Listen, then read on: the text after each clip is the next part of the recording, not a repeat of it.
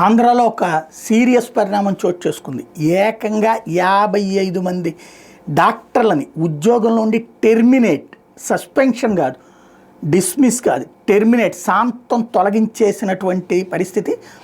లోకాయుక్త ఇచ్చిన ఆదేశాలతో ఈ చర్యలు తీసుకుంటున్నట్టుగా వైద్యారోగ్య శాఖ ప్రకటించింది. విధుల నుండి తొలగించిన వాళ్ళలో అసోసియేట్ ప్రొఫెసర్లు ఉన్నారు, అసిస్టెంట్ ప్రొఫెసర్లు ఉన్నారు.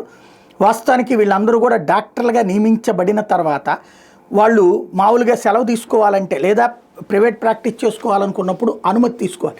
అట్లా అనుమతి తీసుకోకుండా వాళ్ళు అసలు డ్యూటీలోకి రావట్లేదు. అనుమతి సెలవు లేకుండా ఏడాదికి పైగా వైద్యులు గైర్హాజరవుతున్నారు. 2023 సంవత్సరం లోకాయుక్తలో కృష్ణా జిల్లా ఉయ్యూరుకు చెందిన మాజీ సర్పంచ్ శ్రీనివాస్ గౌడ్ దీని మీద పిటిషన్ లోకాయుక్తలో కంప్లైంట్ చేస్తే లోకాయుక్త విచారణకు ఆదేశిస్తే బయటపడింది. 55 మంది ప్రభుత్వ డాక్టర్లను ఈ నేపథ్యంలో తొలగిస్తూ నిర్ణయం తీసుకున్నారు.